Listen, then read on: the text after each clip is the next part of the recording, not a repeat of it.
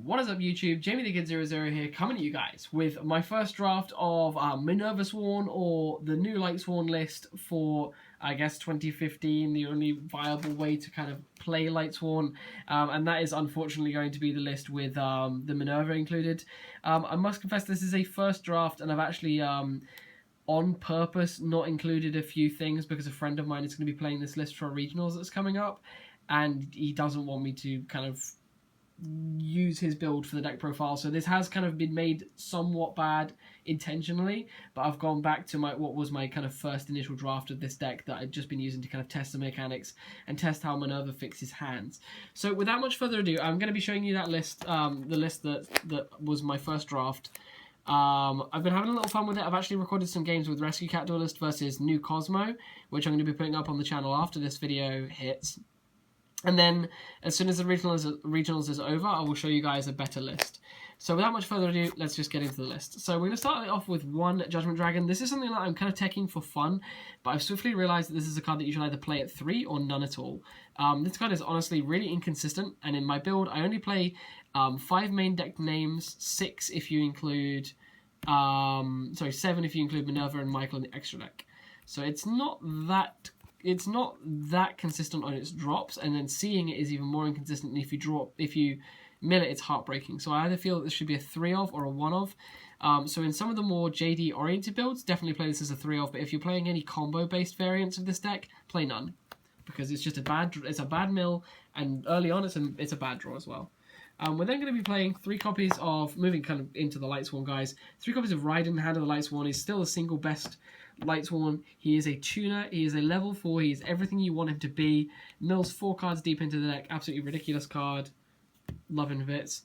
He goes hand in hand with 3 copies of Lumina I'm playing. These are 3 copies of 3 American Ultra Raw Yellow Mega Pack, tacky as anything Luminas, and I absolutely love them. I was offered Champion Pack ones by the friend of mine that I got this Minerva off of, and I actually turned him down, and I said, look, I play these because they're so tacky and they're a novelty, and honestly I want to keep playing them because they're so ridiculously tacky, so why the hell not?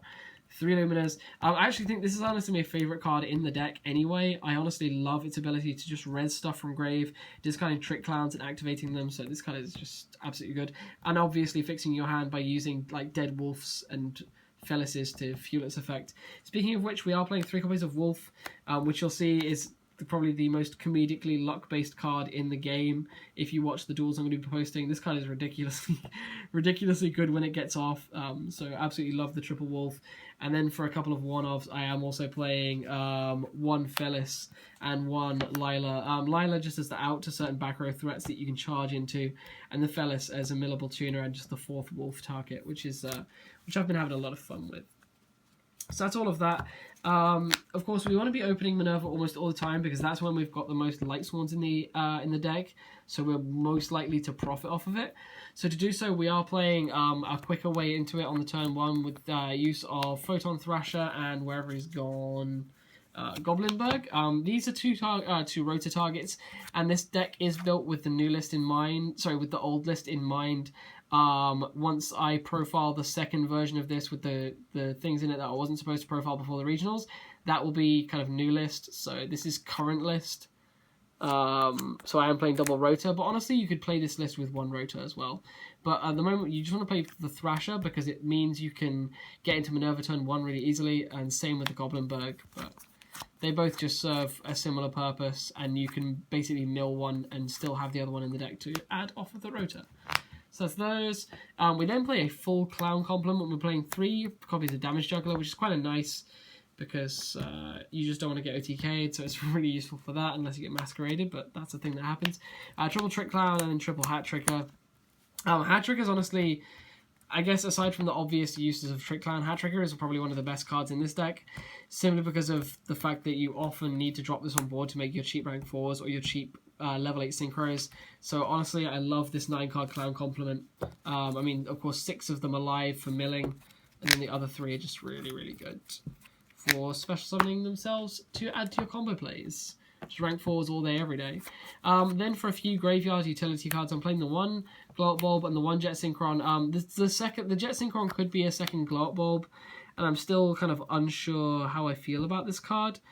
but it's just honestly it's a second glow up bulb that you can actually use separate from it, and also you can use this card with Trick Clowns in your hand. You can discard Trick Clown to special this, and you still have your normal summon, and you can make Trishula really easily with this card. So that's those. And then for the last two monsters, I'm playing Double Honest, because Honest is degenerate, so why the hell not? This card is ridiculously good, so we're just going to play it. For the spells, play one copy of Foolish Burial. This card is basically another way to get into your rank 4s, because it puts your Wolves into the grave and triggers them, your Trick Clown into the grave and triggers it, puts your Hat Tricker in there, and it can put the Bulb or the Jet Synchron in there as well, so it's just good utility through and through. Double charge, just because you want to search things, and milling things is nice too, so double charge, then triple, if I don't drop everything, triple solar recharge. You're going to draw Wolves. Like, I'm just going to be real with you. You're going to draw Wolves, and you really want to get them out of your hand and profit from it. So the triple recharge is definitely a thing you want to consider, and ultimate rare ones are really, really nice, so why not? Then 3 copies of Instant Fusion, because more rank 4 plays and more level 8 synchro plays for days. Triple Rotor, soon to be 1 Rotor. Really sad to see this go to 1, but it is unfortunately a thing. And then I'm taking 1 Vanity's Emptiness, because, hey, I like to play degenerately, and this deck is sacky anyway, so why not play even more spectacular cards? So that's the complete main deck. It is 40 cards exactly. It honestly doesn't really, it never needs that much explaining, because it's such a simple to operate deck. It really doesn't, this build is so simple, it really doesn't require any explaining. It's basically just play into your opponent's back row because you go so plus, and then just smash face once you're through it. So now, onto the meat of the matter, the extra deck. There are a few cards in here that will be coming out in the new build once I change a few things out, but for the moment, this is what I'm working with, and this is my preliminary build, and for some reason the phone is like face tracking this part of my hand, which is kind of funny. So we're going to start off with the card that I feel that the deck, honestly, it doesn't need it, but if you draw bad, you need it. Basically, Minerva, the Exalted Lightsworn, has 2 effects. You can detach, it's made with any 2 level 4s, which is what makes it absolutely ridiculous. You can detach 1 Xyz material from this card, send the top 3 cards of your deck to the graveyard, then draw cards equal to the number of Lightsworns sent to the Lightsworn cards sent to the graveyard by this effect, which is already pretty great. And then if this card is destroyed by battle, or if this card in its owner's possession is destroyed by an opponent's card effect, you can send the top 3 cards of your deck to the graveyard. Then you can destroy cards on the field up to the number of Lightsworn cards sent to the graveyard by this effect. So that's absolutely ridiculous. The amount of advantage this card creates for you is mad. Also, if your hand is kind of slow, your hand will almost always unpick itself if you're able to make at least 2 4s and summon this, because you're usually going to hit stuff to the graveyard that's going to give you either draws to your hand or commit cards to your board, so you can make a bigger board. So I honestly really like this card. It just gives you free advantage, which is something that shouldn't be in Yu-Gi-Oh, but is what Yu-Gi-Oh has become all about now. So free advantage, Minerva is just that, and she's just really, she's fancy looking, so I like Minerva. So there's that. The 1 Giant Hand, this is kind of in here because I really need effect negation, and especially going into the next format, like I'd be more tempted to play this next format than I am currently, because Shadow Fusion and Unicorn are gone, and then this actually becomes really, really relevant in the next format as long as I'm not up against Cosmo. So I'm still really liking this for effect negation because I can't play any traps in this list that are going to be useful other than Breakthrough Skill. So Giant Hand is in there for clutch effect negation. E-Knight, soon to be gone. Just E-Knight is E-Knight. Castel, the out. This card will never leave this extra deck. I honestly don't think it's ever going to leave this extra deck. So Castel is staying in there for the long haul. Dweller, this has been so strong throughout. I originally kind of didn't have it in here, but the Cosmo matchup is so beatable because of this card. So Dweller just has to stay in there, especially when they put multiple big shits on board. Just Dweller will shut them out, so that's pretty cool. Emeral, you only play 1 Minerva. You want to put it back. Basically, my mentality on that. And then Damage Juggler for our... Not Damage Juggler, Trapeze Magician for our OTK plays, because you play a lot of spellcasters, and that's actually why I like the Lyla in the deck as well, because it's a chargeable spellcaster, unlike the rest of the monsters, because, of course, Lumina's a 3. So the Lyla is a good card to make this as well, so... that's the Excises, and I do side the Diamond and the Ptolemaeus for dark matchups, especially Burning Abyss and Shadol, but they didn't make the main deck cut. For the Synchros, I play one Beast because you can make it really easily with this deck. One Michael because Michael's ridiculous. The ability to banish cards on demand is crazy. I just wish that Dark Destroyer didn't say that it couldn't be targeted, because then this would be a great out, but otherwise it's just good against everything else. Rose Dragon is just crazy. Just advantage cards. Just Black Rose.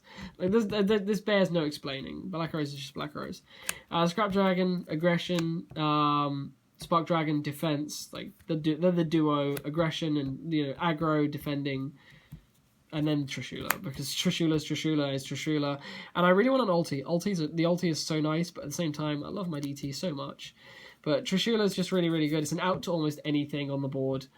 So you've just got to love this card. And then I'm just playing 2 Nodens, because we're playing Instant Fusion, and I wish Noden was at least an Ultra, because it looks horrible as a Super. But that, as they say, is that. I've not really got much to say about this list. I feel that this version is really, really simplistic. But the next version I profile will probably be a lot better, provided I am able to profile it.